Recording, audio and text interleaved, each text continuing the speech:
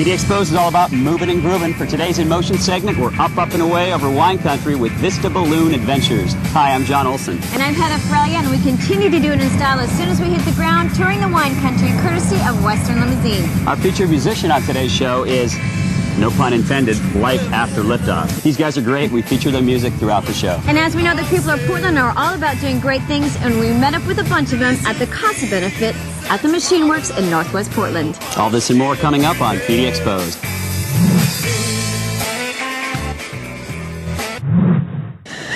Good morning, I'm Roger Anderson with Vista Balloon Adventures, and you're watching PDXposed.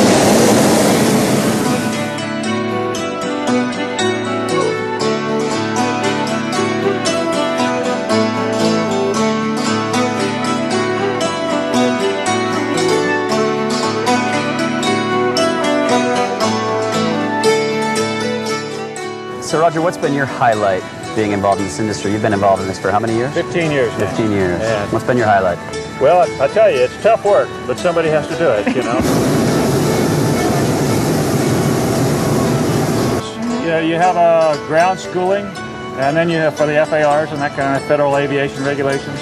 And then you have practical instruction, and then you take a check ride and a written test, and then you get a license to be a private balloonist, and then do the same thing again and get a lot more hours, and you get a commercial license, and then get a whole bunch of hours after that, and you can get insurance.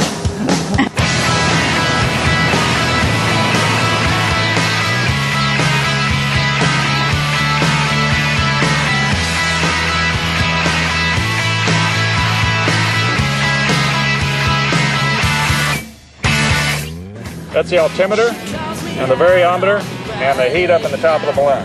So do you use all 4 tanks when you're... Yeah, I've got 2 of them open now, and then I'll shut those off when I get down to a reserve area, and then I'll turn the other 2 on. We take 80 gallons, we burn about half of that.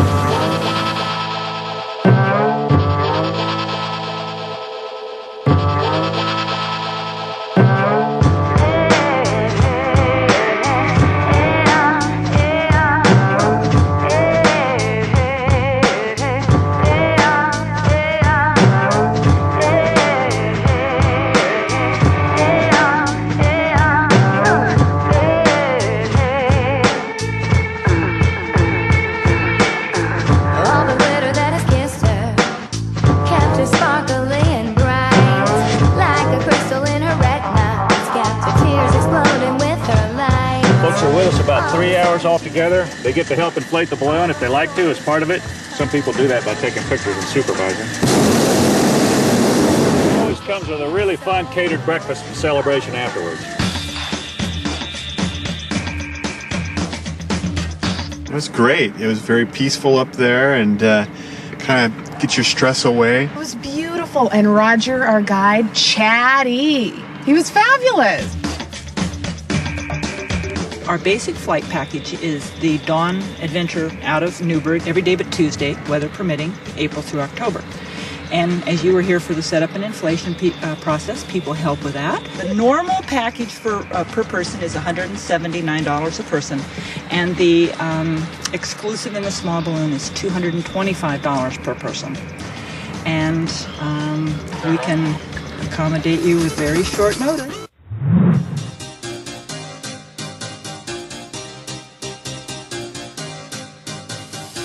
Today, Heather and I are cruising just a few minutes outside of Portland to expose one of Oregon's hidden treasures, winemaking. Did you know that Oregon wine sales alone exceeded over $200 million in the year 2002 alone? It's a booming industry, and today, Heather and I are cruising through wine country in style and doing it the safe way, courtesy of a Western Limousine. That's right, and our driver Steve is taking us on the magical mystery tour to sample the aromas and taste of Oregon wines. So buckle up, clean off those palates, and get ready, because it's wine time.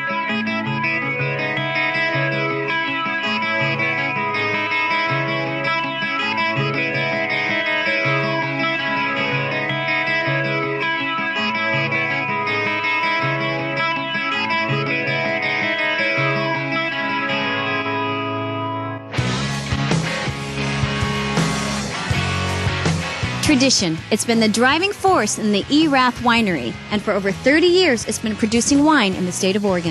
In 1969, Dick Erath was one of the first people to recognize the grape-growing potential of Oregon's Willamette Valley. He embarked on a journey up and down the West Coast in search of the best location to grow Pinot Noir. And you know where he found it? Right here in Dundee. So I guess you could say Dick Erath is one of the true wine pioneers in Oregon. Erath has been around for over 30 years. In fact, Dick Erath was one of the pioneers up here, and I've known Dick since the mid-'80s, and one thing led to another, and I ended up here at Erath. Things start in the spring when the buds on the vines begin to break and the shoots start to grow, and we work our way into summer, and the flowers start to bloom, and the grapes actually start to form. And then come August, the grapes start to turn color. It's a process that's called veraison. In French, it means color change.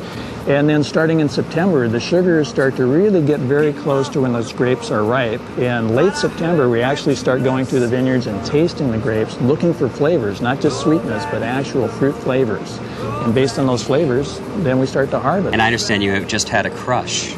We had a big crush. Gary has a big crush. Oh, geez, don't tell my wife. Tell us about the crush. Crush was about 600 tons of fruit. We process Pinot Noir here, Chardonnay a little bit, Riesling, Pinot Gris, a big variety for us, and Pinot Blanc, one of the bigger producers in Oregon.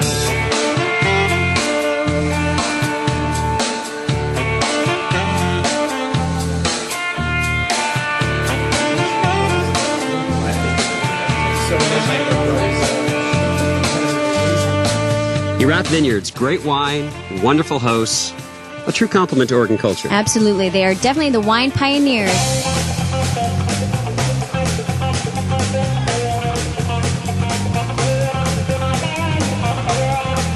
All right, y'all, let's get down. This is one for these hot summer days.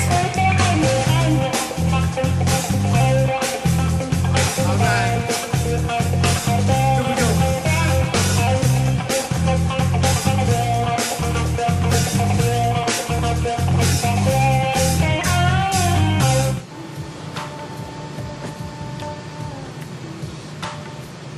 Ken and Grace Evans' dad founded Domaine Serene in 1989 and started making very small amounts of Pinot Noir and Chardonnay.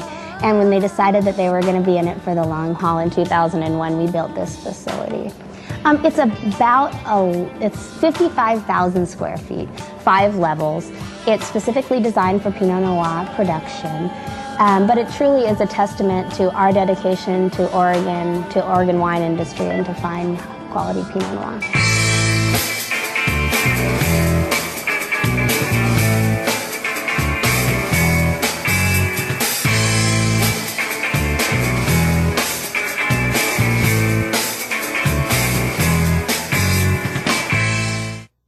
We handpick all of those grapes, and they're received here on our harvest deck, where we dump them into a small shaker, and they go underneath a vacuum. They spend about 14 days in these fermenters, and then we'll use this press after we drain what we call the free flow juice out of them. And for the Chardonnay, we do the same thing, but it doesn't go into these fermenters. It just goes directly into that press. And that press is called a balloon press or a bladder press, and the balloon just expands in it and then barely gently pushes the grape so that all the juice comes out.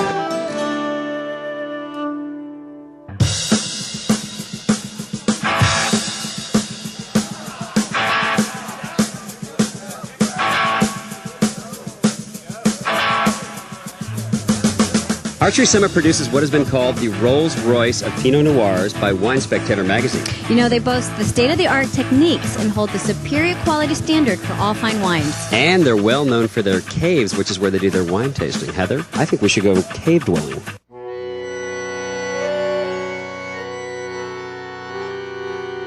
These are the only wine caves here in Oregon. It offers really an ideal situation to age our wine.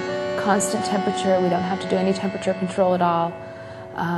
It stays at about 60 degrees with a nice high level of humidity, part of which we get from the rock that we left exposed back here. This is volcanic rock, and that's one of the things that makes Pinot Noir so wonderful. Really well-drained rock, very nutritious, and underground springs.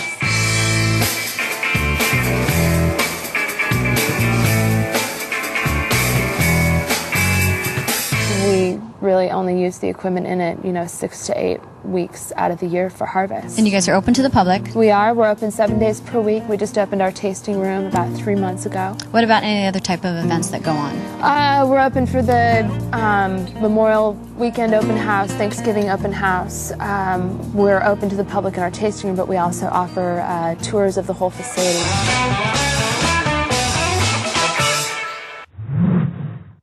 Hey, it's Rob Marciano from CNN. We're at PGA Park, and you're watching PDXposed. It's a Saturday night. We're at Northwest 15th and Northrop. Big warehouse party going on behind me. It's a benefit for Casa. The party's called Flux. Let's check it out.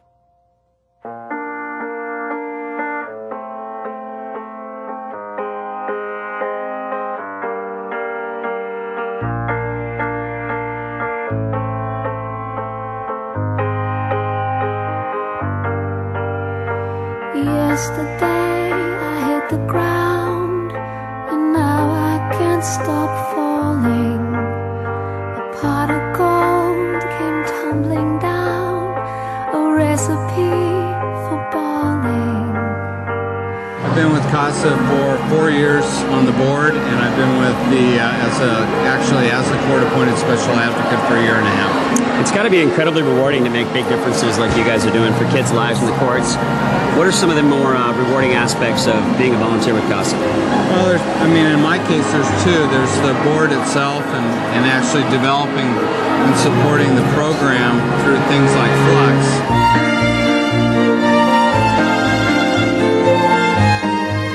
There's like 35 restaurants here, like 30 wineries. They're all donating their food. They're all donating their wine for good cause.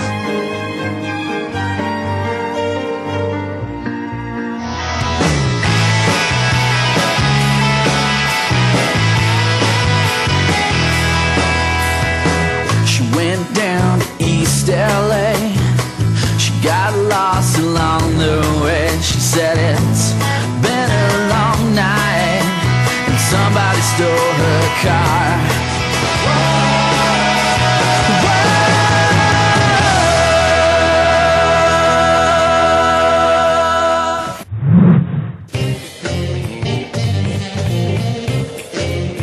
We just can't get enough of our bodies pan with PDXposed. Tonight, we got Life After Liftoff, another hot band in Portland. We have... My name is Trevor. I'm a saxophone player. I also sing in the band. My name is Michael. I play guitar, vocals, and clogging. How's it going? I'm David. I play bass, keyboards, and sing backup. Yeah? Tell us about clogging. Well, you know, most people are probably more familiar with tap dancing. And clogging it's from the same family, but just a little bit different approach. It's a little bit more aggressive. So I've been doing that for about 12 years. Started off in a clogging group that toured around the Northwest, and that was great. That's kind of how I started off performing. And yeah, you know, and eventually it's kind of always was something I wanted to kind of throw into a band. Are you a good clogger? I can hold my own. Show us. You want me to? Show us. Give us a little sample of clogging.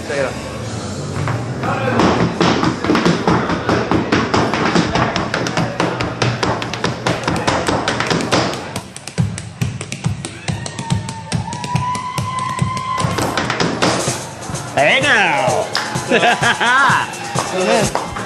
That's my man right there. Right. So Life After Liftoff. Life After Death. What does Life After Liftoff mean to you guys? It was a song that he wrote about a friend of his, and we decided that it was pretty much the best name for our place in life, and kind of roll with it and see what happens, you know? When that sun comes out and we start to shout, there is a magic in the air.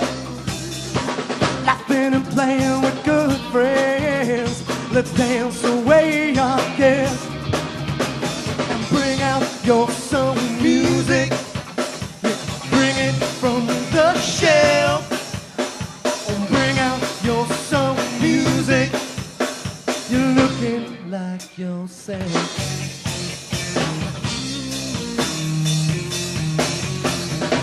So what do you guys think it takes to make a band stay together? That's a good question. A lot of drinking. Something that has kept us together has been good communication And you know, if we have an issue, we talk about it, we work it out. You know, we try not to let things build up, and it's worked well for us over the last year and a half. I've only been with the guys a year and a half, but the band's been around for what, 2 years plus? Yeah. So it's kind of like a normal relationship. It's like a relationship. It's like a family.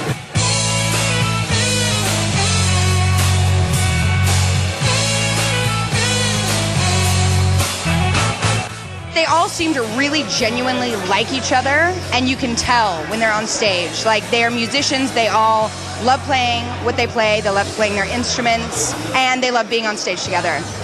They are a funky group, good dance music, they can jam, great jam band, so. No, actually I like the rhythm. They actually got a really good sound that touches a different part than alternative.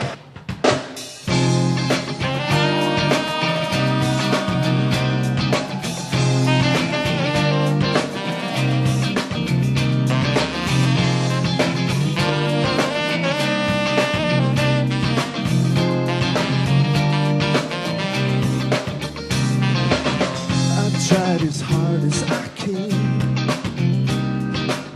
to chip away these walls. At last I'm just a man who's staying after it falls. All four of them have a great beat together, a great rhythm, and I think that all of them mixed together make a great sound.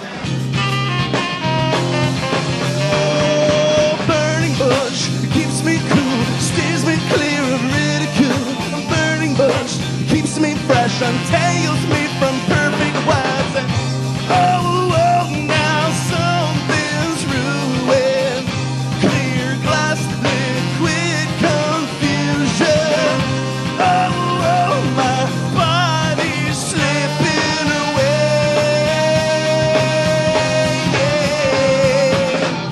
Now I've come to you clearly, busted through all of me for all of you. Hey, thanks for joining us on another episode of PD Exposed. We hope you enjoyed the wine tour. A huge PD Exposed thank you to the Vista Balloon Adventure folks. These guys were wonderful. It was an amazing experience. And a special thanks to the people at Casa as well as Big Red E Productions. And thanks to Arath Vineyards, Domain Serene, and Archery Summit for their hospitality. And to our featured band, Life After Liftoff, you guys rocked. They do rock. They do rock. And speaking of rocking, if you guys have any rocking ideas for the show, we'd love to hear from you. Go ahead and contact us at pdexposed.com. Thanks again for watching PD Exposed. Make good memories, everybody. Cheers. So buckle up, clean off those pallets, and get ready, because it's wine time. I was so mesmerized by the Mm-hmm. You know, brother. That's right. Sister don't tell no lies. Tradition is the driving force in the Arath Winery, and for over 30 years, it has been producing wine. Why is that funny? Let's go taste Dick's wine.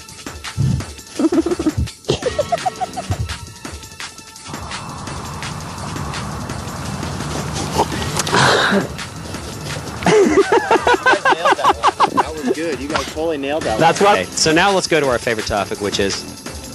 Singing? Is that your favorite topic? Is that your When I'm favorite? standing outside Wallbangers. Your daughter's coming to town pretty soon. I saw her. She's going to be playing at the Roseland. Oh, so what? You don't like her? Well, the only reason I don't, man, is she married Michael Jackson. What else do you like about Portland? What else do I like about Portland is the freaks. A real man's drink. She called me a real man. Thank you very much.